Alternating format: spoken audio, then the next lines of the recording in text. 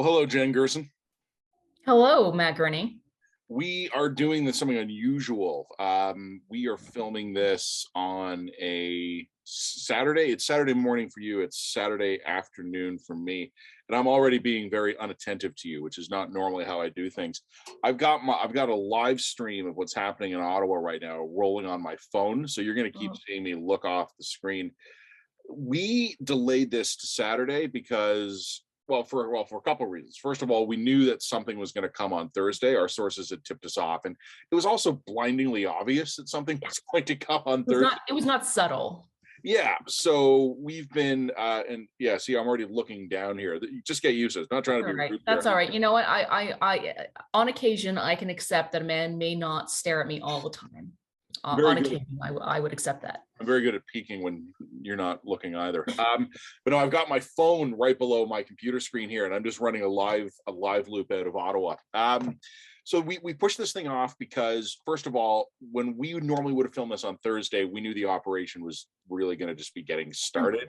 And the last thing we wanted to do is, like, if someone got killed, God forbid, or something like that, everything we would have filmed or written on Thursday is going to be, or even Friday, is obsolete within an hour, right? And then Friday in the evening, we were talking, and it had been a slow move through Ottawa. So we were like, you know what, take an extra day, and we'll do it on Saturday. So I mean, again, peeking down. Just watch the second after we finish this, somebody gets killed. Like, we're tempting fate with this. We are. No, I don't like it. So it is right now, just so our viewers know, I'm just looking at the clock. It is almost 12:30 Eastern time on Saturday when we're filming this. We'll get this turned around, I think, pretty quickly, where we'll get this online as quick as possible. Probably what we'll do today, Jen, normally I publish the video as we publish the dispatch. Today, I say, let's just get the video live and we'll do the dispatch. Yeah, that's not a bad idea. So I also have to go for more hockey. I mean, my entire you and I both have family obligations this afternoon. So anyway, let's get to it. Talk Ottawa. So basically, the status at almost 12:30 is that the police have been moving in steadily all day. They have retaken the main streets around Parliament, and they have essentially isolated large segments of the crowd. There's been violence, but it hasn't been serious violence. Like, there's been pushing, shoving. Apparently some like incendiary devices, fireworks, smoke bombs. I don't know exactly that the police were unhappy about. There also appears to have been a woman in a walker who sort of either was something happened with the police. She kind of got trampled by a police horse. So she appears to be okay from what we've heard. Yeah. But that's sort of the most serious incident. Overall, you and I have both looked at this, and our response was basically the same, which was, this is better than we expected it was going to be. Oh yeah, I fully expected that somebody would start shooting by now. You know, it's interesting, like looking at all of this, and again, I'm just looking at the live feed here. It's been interesting to me to see people just giving up and leaving. Trucks pulling out, people walking away. One thing I had written last week, I had written about the kind of policing operation I expected to see, and it was substantially like this. Like, this is kettling. What I expected. This has been, I think, on the whole, a successful kettling operation. So a kettling operation, as you explained last week, is where the police basically create a massive barrier, and then they slowly close in, let people out in dribs and drabs. And then when people leave, they have to leave big armed, men wearing riot gear, horses, which, I mean, the only reason to have horses there is as a psychological effect. They're scary. And then what happens is you break the mob mentality, people just disperse and go home. And that's effectively how a successful kettle is supposed to work. And this looks like it has been just an absolute textbook kettling operation. The one thing I would say I was wrong about in my column, and funny, my police sources had told me when I ran my idea by them, yeah, that's about what we're thinking. And there's one difference here. I had thought they would use more fixed physical barriers, things like dump trucks, buses, fencing. They've actually used very little of that. What they have used instead is a god-awful number of officers. Well, and I think the amount of manpower here is astonishing. Yeah, and I think the reason why they had to do it that way was because they had to keep that area open for residents. So like residents have been going in and out of this kettling operation. And also, like, there have been lots of reports from people who have literally left the kettle, come back to the kettle. So like they have to keep a somewhat permeable barrier here, while at the same time breaking up the mob mentality and just encouraging people to disperse. And I would point out that not only has it been very effective, I mean, most of the trucks have now cleared out. and the mob has been for the most part broken. We'll see. Right now we have the last diehards, and we'll see how that ends. Right, like that could get uglier. But this point was, I think James McLeod, Paul McLeod or James McLeod? Paul McLeod. Goddamn Scots in this country. There's a lot Paul of McLeod. He's with BuzzFeed, Politico, one of those ones. One thing he said, and this was very, very accurate, was that essentially what's happening here is the kettling operation on a class of people who are totally unaccustomed to what crowd dispersal looks like. Yeah. Right. And I think that is exactly accurate. You have, working class, middle class, predominantly white people, the sort of people who have never been engaged in activism, who don't tend to go to protests or rallies, and who don't understand or don't have personal experience with what police operations of this type look like. And so therefore just don't really have no perspective for just how well organized and relatively peaceful this has actually been. Yeah, look, I don't have a ton of experience on the front lines of large crowd control operations. When the G20 happened in Toronto, right in my backyard, I was getting married. Like, not that weekend, but by the whole weekend, I was getting married. A couple of weeks after that, my weekend was like wedding stuff, like getting ready for it. So I remember peaking. I have this strange memory of like having just finished some like wedding related thing, drinking like the complimentary mimosa because we had like picked like the menu or something, and then like getting in the car and turning on the radio, and it's like, chaos, tear gas, and I'm like, well, the mimosa was great. So I had been around downtown before the G20 actually began, and had seen the fortifications and the enormous police presence, but I wasn't there for the shit show. But I've seen like smaller protests dispersed. Everything I'm seeing here is unusual in scale, and the cordon around the city, the 100 checkpoints, is unusual.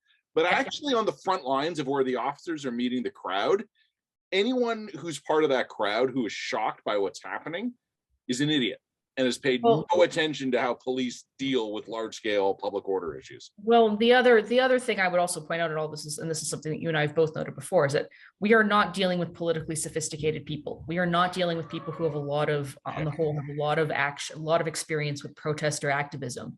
And so, you can tell that this is a crowd that is incredibly naive about, firstly, just how the whole government system works. And this is why I also think that the smear that this crowd was about, trying to engage in some kind of coup of the government, I really just sort of think their memorandum of understanding was just rooted in the fact that they didn't really understand how our political system worked. I mean, really, I think a lot of it was just that naive.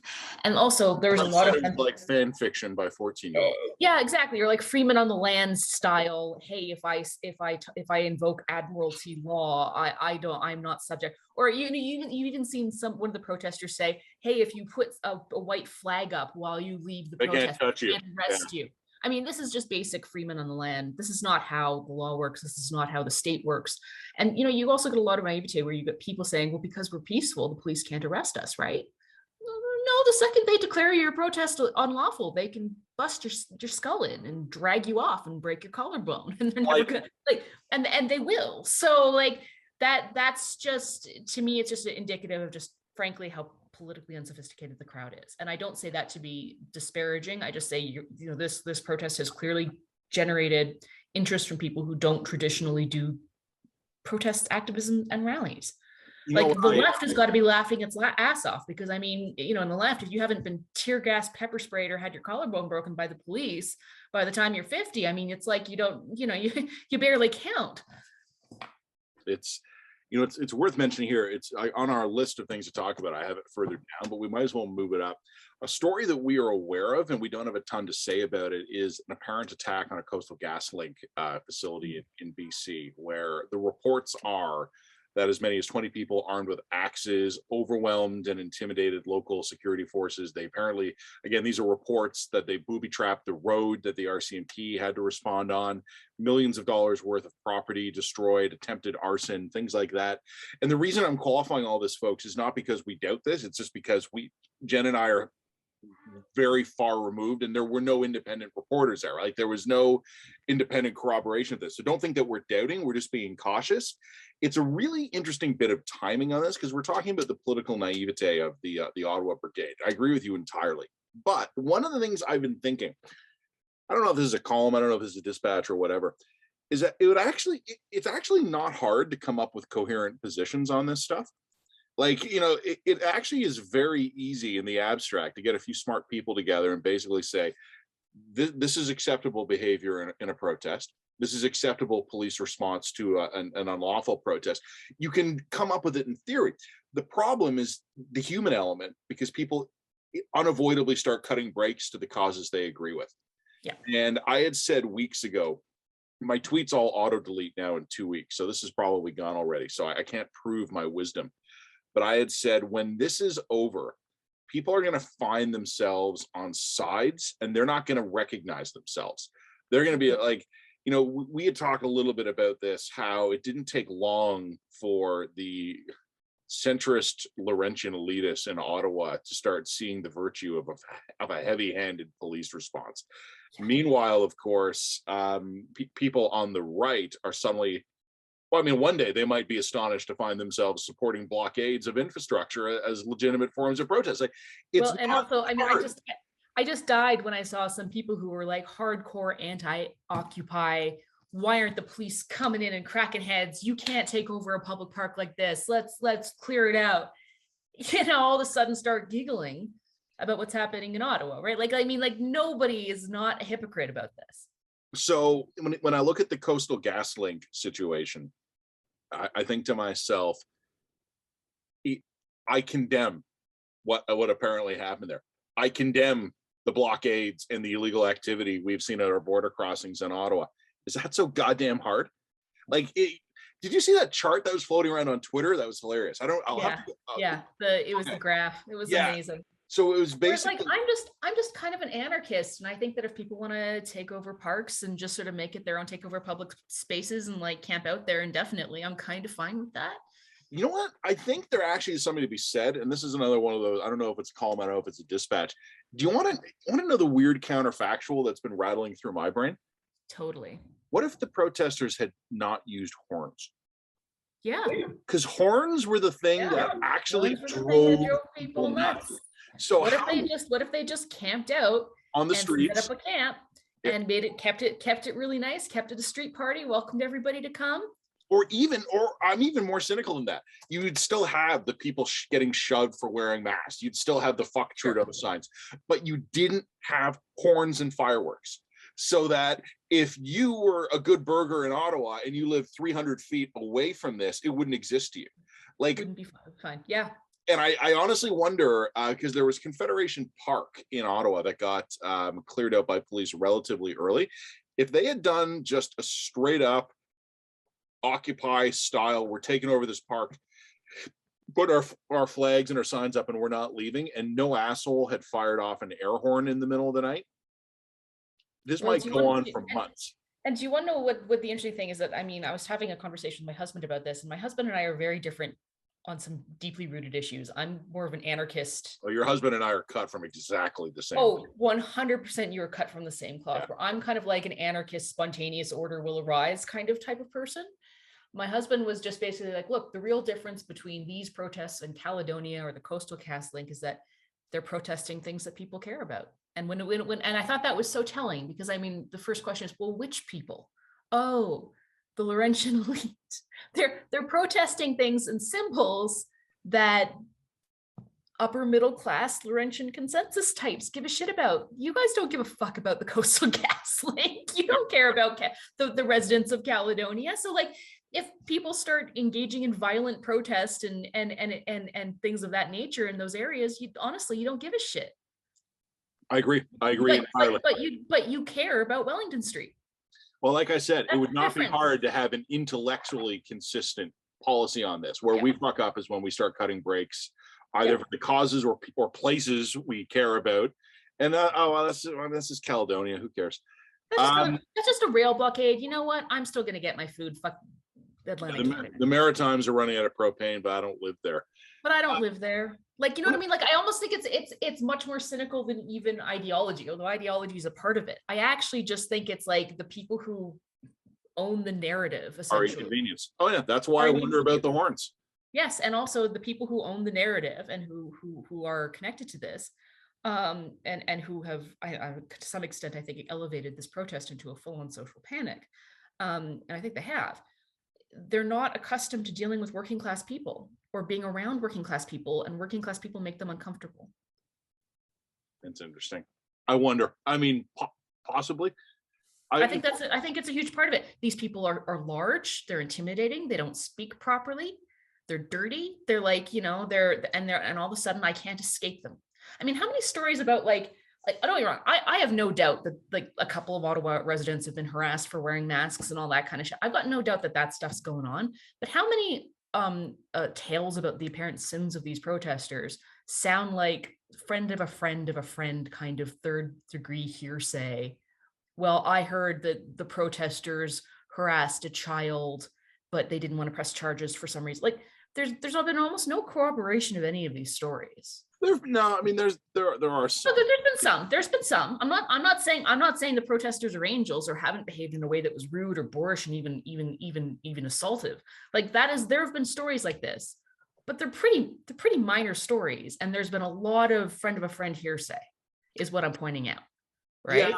And a lot of credulity on a lot of this stuff, because it's the type of thing you would expect from dirty working class people.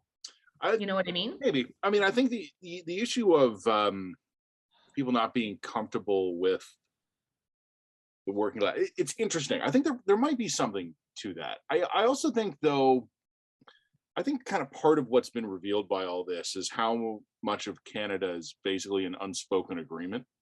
And I guess that's true of most civil societies. It's not a unique failure on our part. Something I am going to write a column about. I don't know when I'm going to have a chance to do this. It's been busy lately. I was telling you a few days ago, I looked up police officers per capita, and I just looked at the G7 because I didn't think it was fair to compare it to countries around the world that generally have like major internal security issues. So I kind of thought to myself, let's look at the stable democracies. And I added, like, I glanced at some of the other countries, Japan, Australia, like non-G7 countries, but other stable democracies. Canada has almost no cops. We are well off the normal level. What's weird is that the United States is also an outlier on the low side. And I didn't expect that. Really? What cops they can, because there's like 4 different levels. There's county cops, sheriffs, and like I think it's federal cops. Law enforcement officers. So I think it's a very broad category. Okay. I think if you're counting FBI and CIA and all that kind of stuff, and that, like not CIA, but FBI, I think so.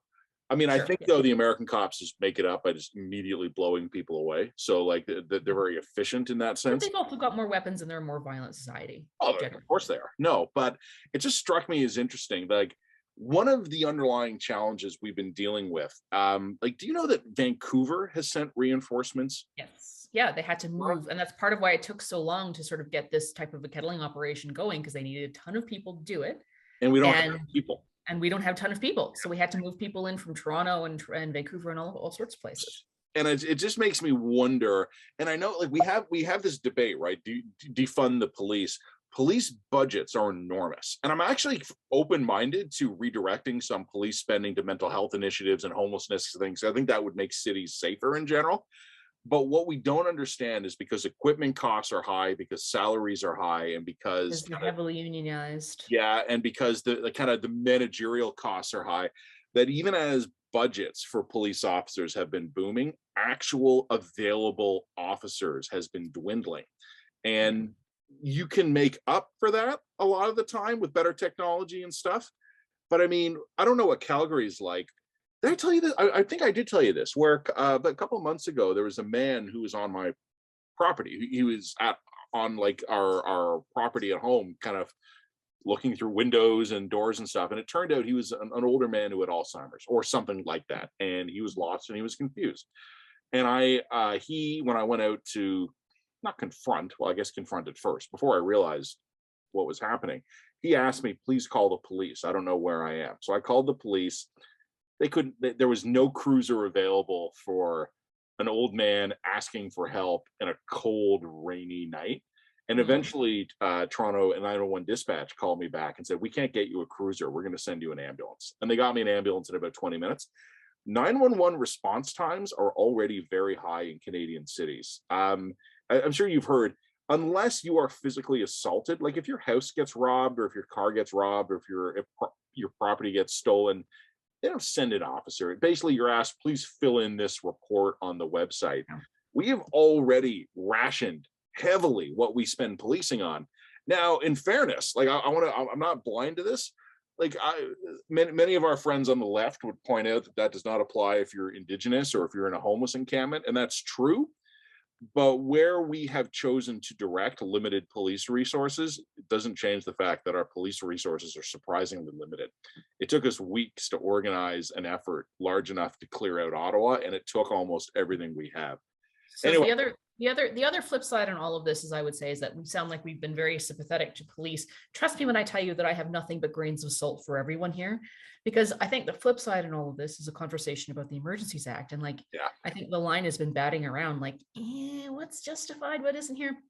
we have an open mind, I think, but we're not convinced. We're trying to be non-dogmatic and non-reactive, and that's because I think that the media environment right now is full of like hot takes on the Emergencies Act, and I think that we've tried to sort of step back a little bit from that and be like, okay, let's just think this one through as best we can. Let's analyze the orders. Let's do all that. My question is, if this thing clears out in the next few days, as it looks like it's very well likely to, and in addition to Ottawa, there's also some encampments sort of outside of Ottawa as well. So admittedly, there's going to be some of that stuff to deal with. But if this clears out relatively quickly and relatively peaceably, what happens to the Emergencies Act? Is the government going to go around freezing accounts 3 weeks from now? Like, does that make sense to you? Like, this is where I think that we start to enter this really dangerous gray zone, because my position on all of this is that really the real asset that the government arrogated to itself, or the real power it arrogated it to itself, was the ability to just sort of by decree freeze accounts without any real overview. Mm-hmm. And for no specific period of time. Like there's no sense of when they're going to declare the emergency over. So there's 2 points to make on this one, and that is, if you want to freeze accounts, freeze bank accounts, show me a fucking warrant. And that's what the Emergencies Act gets rid of. The demand that the government has to go to a judicial process, demonstrate evidence of wrongdoing, and or plausible evidence of wrongdoing, and acquire a warrant. That is a really important fail-safe system, particularly when it appears to me that a lot of the account freezing is abundantly politically motivated. I mean, I think Lametti has said basically that they were freezing quote unquote pro-Trump accounts. You know, it's funny. Well, I'm sorry, like that's not illegal. It's not illegal to donate. Before the protest was declared illegal, it wasn't illegal to donate to this protest. And just because, you know, somebody is pro-Trump or has political views that you disagree with, and even strongly disagree with, even I would disagree with, that doesn't mean you can go around freezing their accounts without any kind of judicial oversight. That's banana crackers. So like, to me, what's going to get very, very interesting in all of this is whose account gets frozen. Like, is somebody going to get their accounts frozen because they sent $20 to these guys? Like, I don't think so, but is that going to happen? And secondly, when are they going to withdraw the Emergencies Act and move to a more ordinary and judicially accountable process for freezing assets and doing of the like?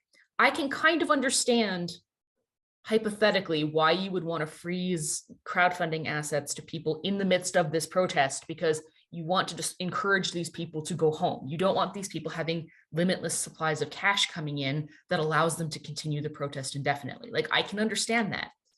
But once the protest is over, that's got to stop, like right away. I have 3 things to say in response to this. Okay. General David Lametti did have those comments in an interview with Evan Solomon on CTV. And I didn't like those comments.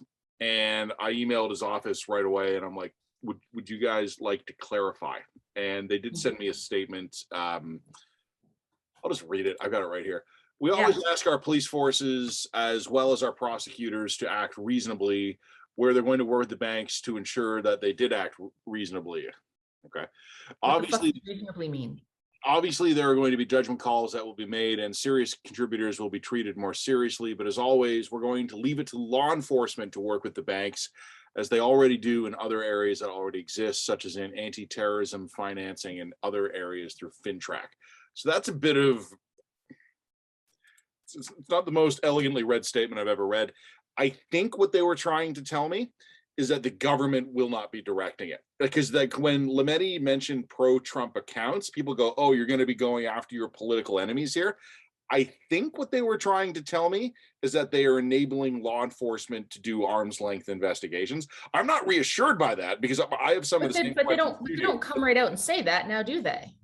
Well, they did in that statement to me. I think they just said it badly. I don't know. And this is where I would say, like, this is where the things are going. The next 2 weeks is where things are going to get real interesting, and the next 2 weeks are going to be a real test for me about whether or not this government can manage the power that it has arrogated to itself. No, I do not trust this government to have emergency powers, because I do not trust the discretion of this government.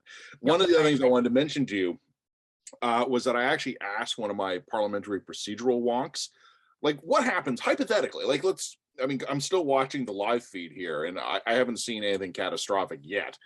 I said to one of my wonks, what happens if this gets cleared out successfully today? And by Monday morning, well, Monday's a holiday. Oh, fuck it. We'll go with Monday anyway. Because I guess the Prime Minister can work a weekend on this one. So on Monday morning, let's assume Ottawa is cleared, order is restored, all the encampments are cleared out, people are being charged, processed, released on bail, jailed, whatever, and there's been no retaliatory blockades that have sprung up in other parts of the country, because that is something they are worried about. I can guarantee you they are worried that there's going to be more of these things. They're worried about whack-a-mole again. So I said to my buddy, what happens if the emergency is overtly over before Parliament is done debating it? And the answer I got was, because we've never done this before. So if the government rescinds the act, the debate in Parliament becomes null. Like, there is nothing further debate. That doesn't mean but the opposition may choose to continue hammering them on the decision to have done so. When the act is withdrawn, there is an automatic review mechanism. So there will be a federal inquiry of some kind.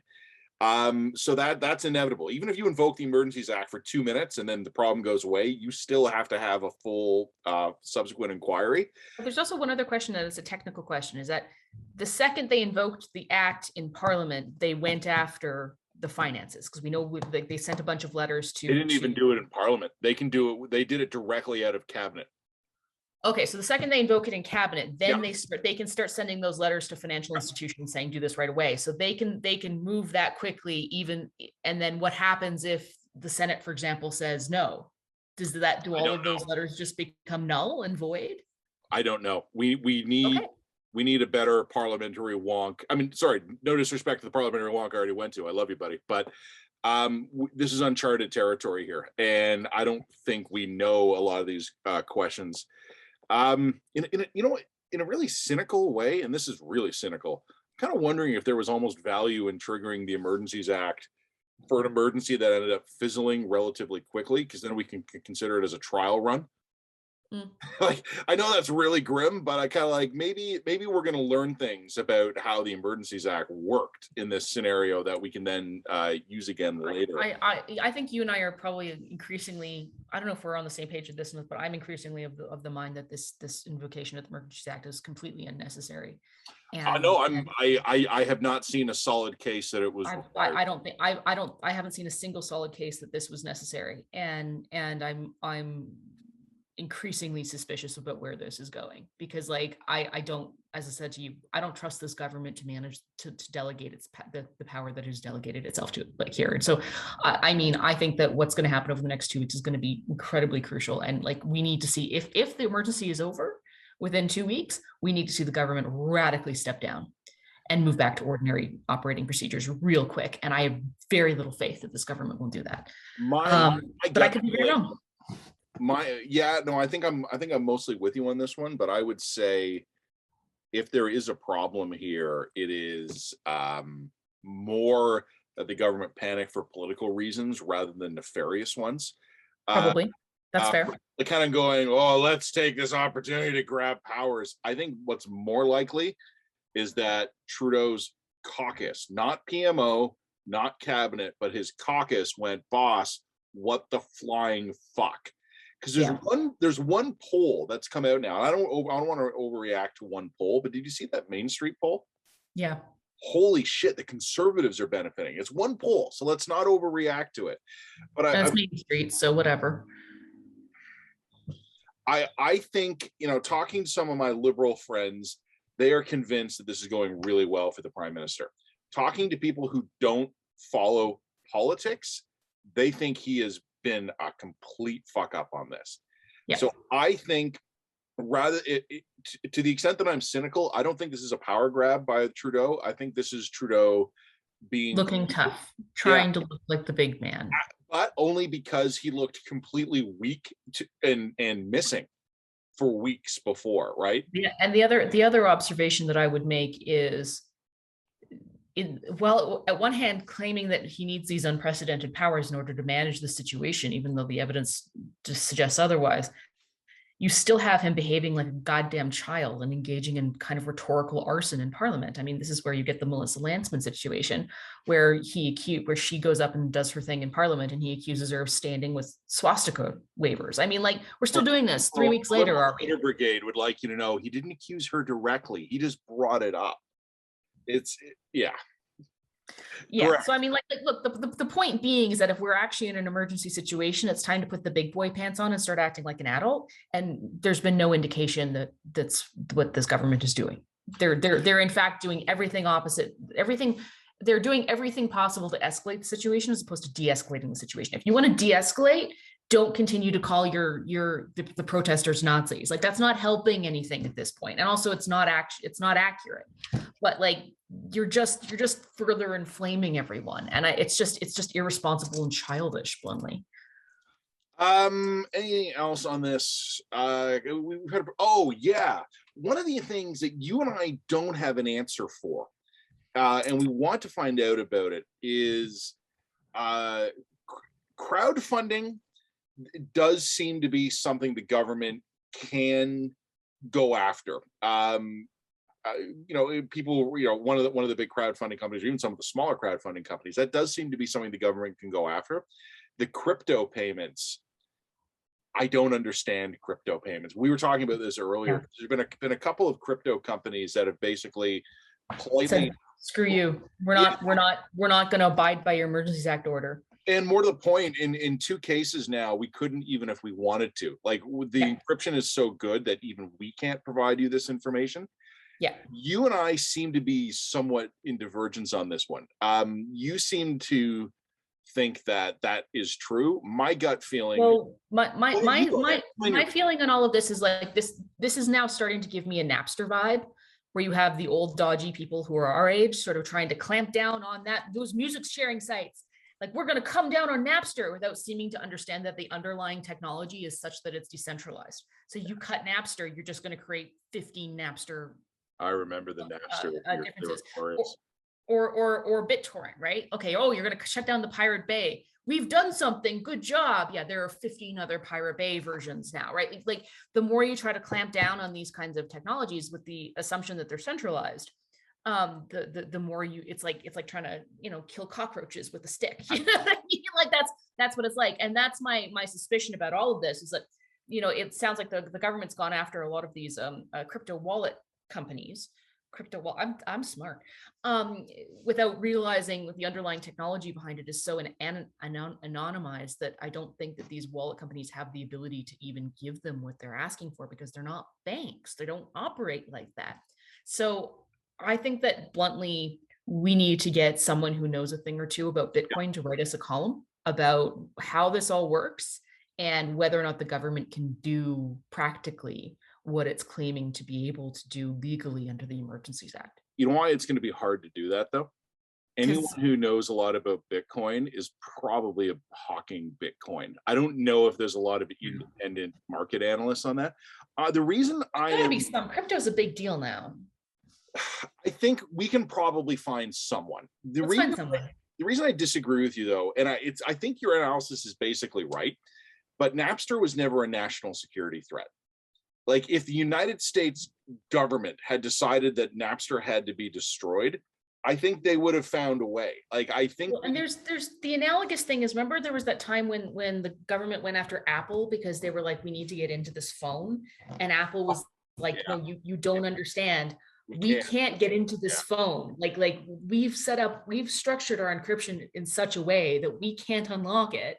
And I think that the government found basically the government took Apple to court over it. And if I recall, and I'm recalling this off the top of my head, I think the government just found a way to like bypass the 4-digit security code. They did it themselves, right? And I think they probably just did it with good old-fashioned human intelligence. They managed to find a way, like they managed to get the code somehow. Like they didn't hack the phone. They just like somebody. Santa Monica shootings. I'm trying to remember. It could have been the Santa Monica shooting. I'd have to go and look at it, but I think that I do remember the case, but I don't remember the details. Yeah, I think they ultimately got it by just old-fashioned gumshoe. Hey, I saw the guy use the code on his phone, and it's this, and this. Like, you know what I mean? Like it wasn't some big technical hacking thing that they managed to get it with. So I think that's an analogous situation to what we're seeing with crypto here. I mean, here's the thing. It's funny the way life works sometimes. A couple of weeks ago, a buddy of mine had asked me, "Hey, do you have any financial exposure to crypto?" And I said, "No, I don't. I mean, maybe in some of the maybe my RSP, which I don't self-direct, maybe it has some exposure to it, but I have no direct investment stakes in crypto." And the guy asked me that because he wanted me to do a little work as a business writer, which I do some freelance stuff on. And I told him, I don't know anything about this stuff. I can't do that. But he also said to me, "What do you think of crypto?" And I said, I don't believe in it. And he said, "Well, why?" And I said, "Because it will threaten the security of the powerful nation states, and they will not relinquish their monopoly on the control of financial systems and currencies." So as I was saying to you before we started videoing, the first time some courthouse in Wisconsin gets blown up with black market C4 that someone paid with like Dogecoin, the US government is going to come down on all this stuff. Even if you can't beat it technologically, I could see them just outlawing the possession of cryptocurrencies, right? Like, and I know like you would never be able to eliminate it entirely because there's a lot of things that are outlawed that still exist. But I have always had this view that crypto is going to threaten the imperative of states in a way that they will not tolerate in the long term. So even if I agree with you in the long term, that's very different from the situation that we're in right now, whereas I have no faith in the Canadian government to actually be able to manage this, nor does it have the clout. Nor does it have the clout, frankly. So that's why the United States would have to do this. The EU or the Americans could do this. It would have to be the Americans working with the EU, working with the Chinese, working with the blah, blah, blah, to basically shut down servers. Like it would have to be an international effort. Or just basically say dealing, buying, creating, trading, or possessing crypto is illegal. Yeah. By the way, I'm not saying this would be a good thing. I just think it'll happen.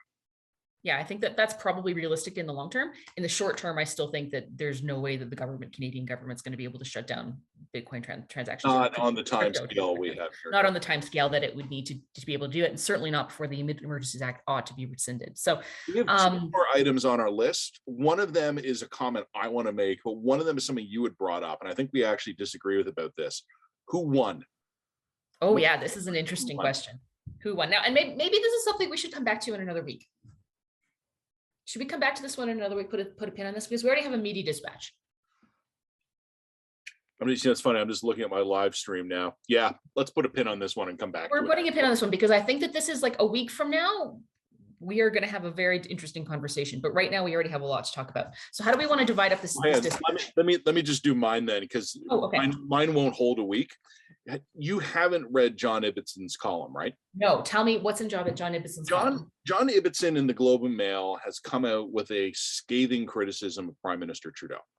And he has talked about how Trudeau has been shockingly divisive and polarizing, and is basically, he owns this. And it is, I know John, I like John. This was a fiery Ibbitson column. So I would encourage you to go read it on its own merits. I didn't entirely agree with it. And here's the thing. I agree with Ibbitson's fundamental argument insofar as I think Mr. Trudeau has made this worse. And I think he's made so deliberately, and he made it worse deliberately. You and I have talked about this since August. There was a deliberate choice to confront this hard right fringe for political and electoral purposes. And there was a specific inflection point during the election where he went from being nice guy, this pandemic's been hard to all of us, to like the next day, fuck the deplorables. Like there was obviously a strategic decision to made during the election to do that. Yep, no, I agree with you. And I think insofar as Ibbitson's column is right, that is where I agree with it. Where I don't agree with John's column is it is context blind, in that it is missing. Everything we're seeing now did not start in August. Everything we're seeing now did not start in COVID. You and I've been well aware of the fact that for years, the Conservative Party of Canada has been balanced on a knife's edge, basically between populist yahoos and Laurentian moderates. Arguably since the 60s. No, this is something I've been talking to Ken about. Like this has been an ongoing sort of internal schism within the Conservative Party for generations now. Generations. And in fact, you can go back to like op-eds that were penned between Harper and Preston Manning on this stuff. Like literally, you can. It's funny you mentioned Harper, because I think I've said this to people before, and I shouldn't say it on the video because I want to save it for the column. I have lately been reevaluating Stephen Harper, who I was very tired of by 2015. So Harper ran out of gas with a year or two left in his majority. And then in the 2015 election, they had nothing to offer. Like, I think the only thing I remember from 2015 in terms of an offer from the Conservatives, like, here is something we're going to do, is like a textbook credit for like parents whose kids are in post-secondary school. And I used to think, and also as they ran out of ideas, they got nastier. They started basically saying, well, we don't have anything to offer you, so we're going to barbarian practices. Hotline. Plus overall just a nastier tone. And I used to think that was largely the product of Harper himself burning out. He'd been prime minister for almost 10 years, right? Like, and I understand that on a human level. What I've actually started to wonder is if what really happened was that Stephen Harper in 2004, or even before that, when he became leader of the Canadian Alliance, he had a finite list of things that were going to be two things: appealing to all the factions in the Conservative coalition, and appealing to a broad enough section of moderates that they'd vote for you. And I wonder if by around 2013, he'd exhausted all of those things. There was nothing left that was long gun registry, wheat board, all that board, child payments, lower HST. So by around 2013, I wonder if the Conservatives, Harper specifically, Conservatives generally, were out of ideas that were both going to A, keep the party unified, B, get you that 5 to 10% of the electorate who are not automatic Conservative voters, but are electable Conservative voters.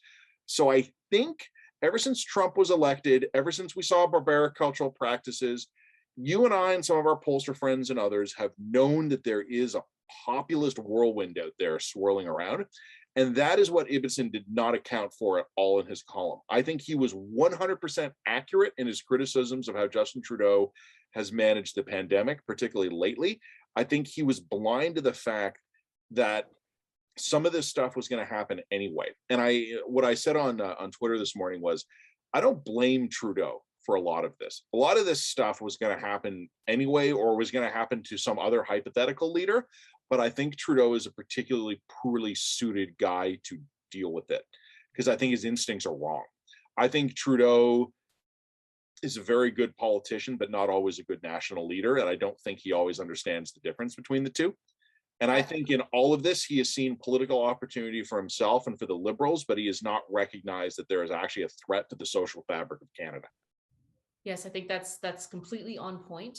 What I would say is, yes, I think some form of a populist thing was going to happen eventually. We didn't know what the format or shape of that thing was going to look like. Is it going to hit the Conservatives? Is it going to hit the Liberals? Like we didn't quite know that. Is it going to be a protest? Was it going to be a political or an electoral swing? Was it going to be a separatist movement? Like there's an incredible amount of populist energy was going to go somewhere. We didn't know where.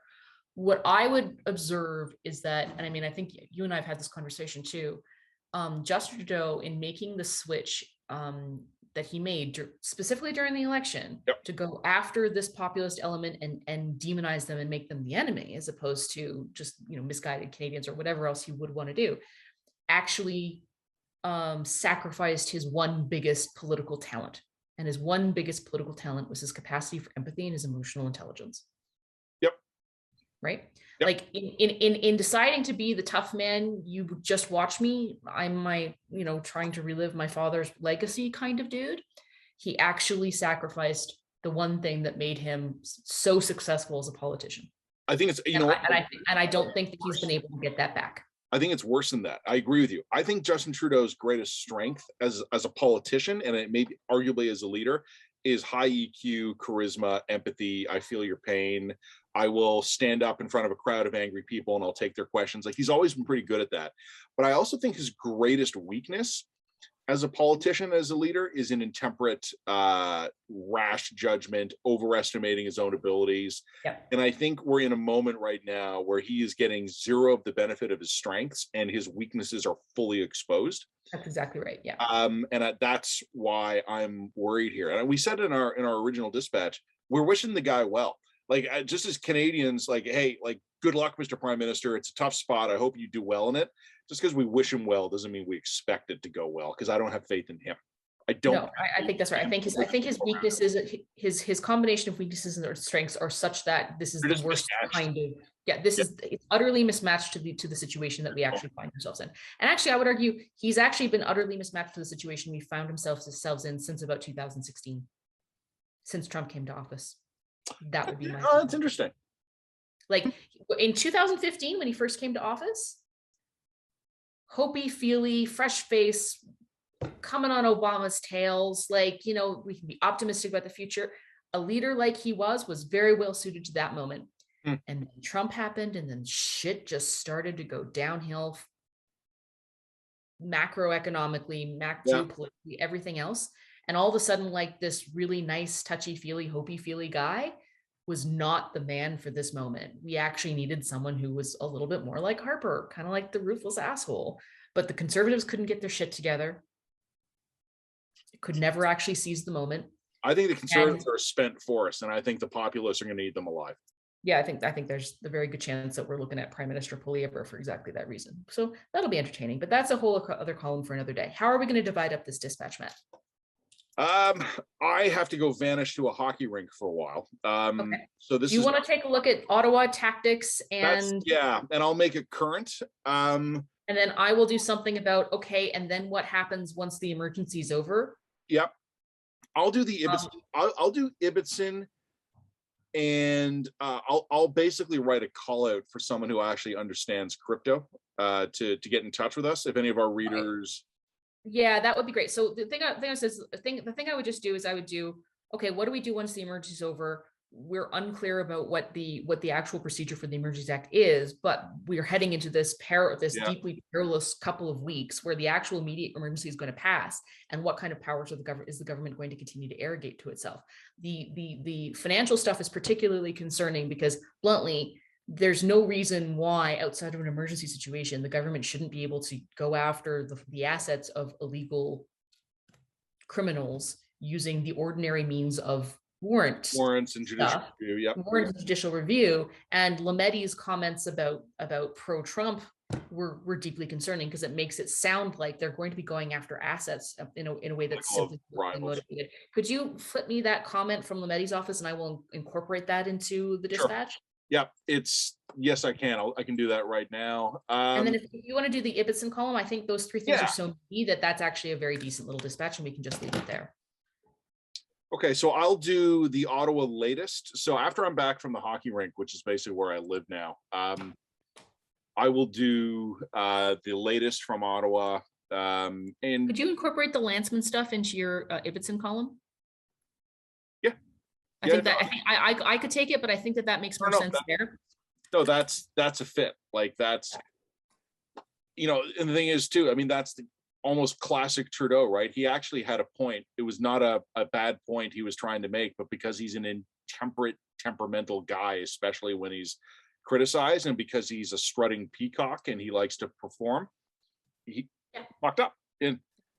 And he fucked up bad on that one. He, Okay, so Jewish woman with a history of campaigning against anti-Semitism, of standing with swastikas, and then the best his defenders have was, well, he didn't specifically mean her. Like, well, fuck you. Fuck you. All right, So here's the thing I would say. So if you take those two things, I'll do the emergencies order concern piece. Just send me the note. I will put the dispatch together and blast it. Because I know Lanceman, right? Like, we're not close friends or anything, but I know her too. Yeah, I know her too. Okay, so just for disclosure purposes, you know that, and now all the viewers know that. I don't have like a close ongoing relationship with her. We're friendly, we're civil, but no, I went to high school with I quite like Melissa Lanceman. I think she was actually a really, really smart get for the conservatives, and I will note that she's actually, I think, one of the only conservatives to break into the 905. Yes, Thornhill is required. Thornhill, yeah. So like she's I think a bit of a star in that particular cabinet. So, or that caucus, I should say. Okay, so like I said, you do the writing, and then of those two pieces, I'll do the writing of the second piece, and then I'll throw it all together and send it out tonight. I will get this video prepped, and you're comfortable with this video going online now, basically. Yeah, let's just do two batches. We'll just put a note at the top saying the written dispatch coming from this video should be expected later tonight. Okay, and I will. The only thing I'm going to embed in the video, I'm going to trim the front and back as always. I'm going to put in the image of that hypocrisy terrible graph. Yes, that's great.